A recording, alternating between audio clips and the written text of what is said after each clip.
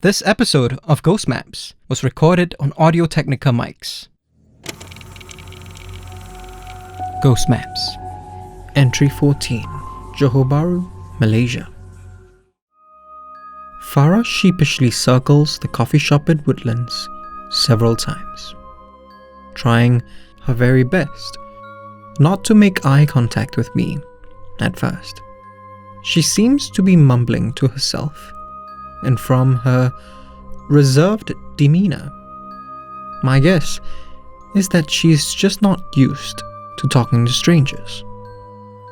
She finally approaches, shakes my hand, and says hello, all the while still not making eye contact. She's a quiet, bespectacled woman, barely in her 20s. She takes a seat, orders a teh-o, and tells me that she can't stay too late, that her parents expect her home for dinner.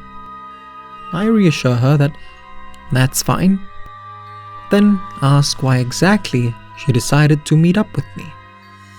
I add that she doesn't seem like the type of person that openly shares these kinds of stories. She only nods for a couple of seconds, seemingly lost in her own thoughts, then says that she just needed to talk to someone about it. I ask why she feels she couldn't talk to her family about it. After all, I continue, I got the impression from what little she had told me before we met up that they were very much a part of this particular incident. She doesn't reply for a moment, then finally looks directly at me and asks if she can tell me her story now. I nod and tell her to start from the beginning. About 2 years ago, Farah, her younger brother, and their parents took a weekend trip to Johor Bahru to celebrate their parents' anniversary. The family stayed in a hotel about a 20-minute drive away from the Woodlands checkpoint. Farah smiles as she tells me that they were lucky enough to get upgraded to a suite when the staff learned that it was her parents' anniversary. Their family so rarely went on holidays together, let alone stayed in suites, so they spent that afternoon excitedly exploring their lavish accommodations. Evening eventually rolled around, and they had made plans to have dinner at the hotel's restaurant.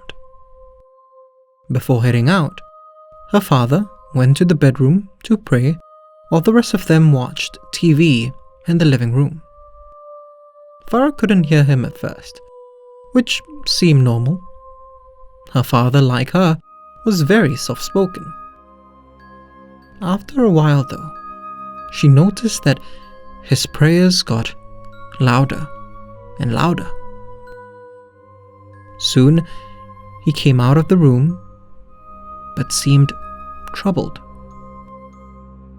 Over dinner, he told them that he felt something darting around him while he was praying.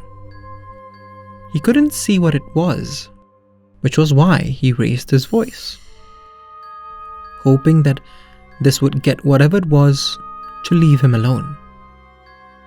But it also left Farah's father with an uneasy feeling.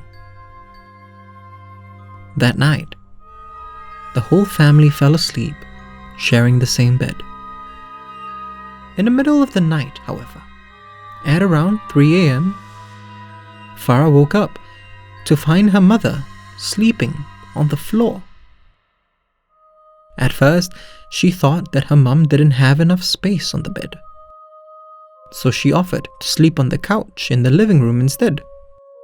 But her mother said it wasn't about the space. She felt itchy all over and kept getting poked and prodded by something, all of which stopped when she moved to the floor. So Farah called the front desk and asked for an extra bed for her mother. The next day, her mother would tell her that she slept absolutely soundly for the rest of the night.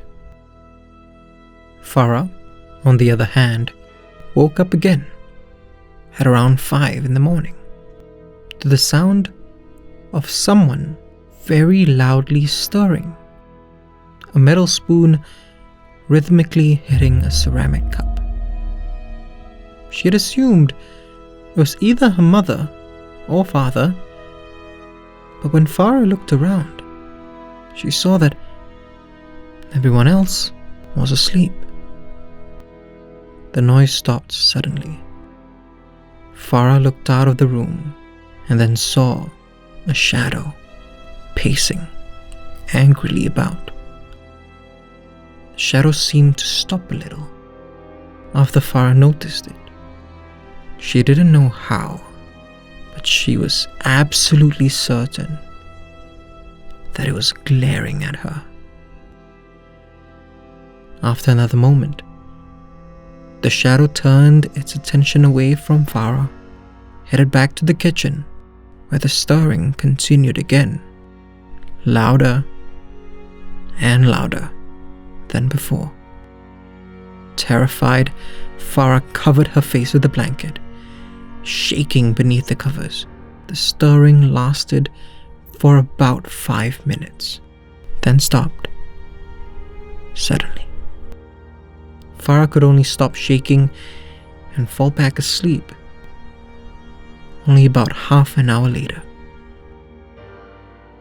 Despite getting a decent night's sleep, Farah's mother still seemed restless the next morning at breakfast. Her father was quieter than usual too. Farah asked him if everything was all right, and he said that he had a very unsettling dream about a strange woman in their suite. In his dream, the woman was angry that Farah's mother was sleeping beside him, so she woke her up. The woman then went to make a drink angrily to wake everyone else up too. Farah and her mother exchanged worried looks. They each told their father what had happened the night before, and immediately after breakfast, the family requested for a different room.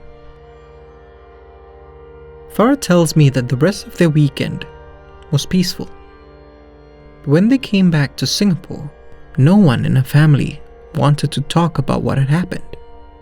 She tells me that that's why she felt like she needed to talk to me. She suspects that, as frightened as she was, what had happened to her parents had shaken them even more. She tells me that they've been colder to each other ever since, and she was still too upset about what had happened to talk to them. I ask whether talking about it again helped, and she nods. Slowly, she says that she's still troubled by it, but it's a start. She then looks directly at me again, for only the second time that evening, and thanks me. I tell her that I'm glad to help. If you want to discover more of Southeast Asia's other side, subscribe now. This episode was produced with help from Singlet Station.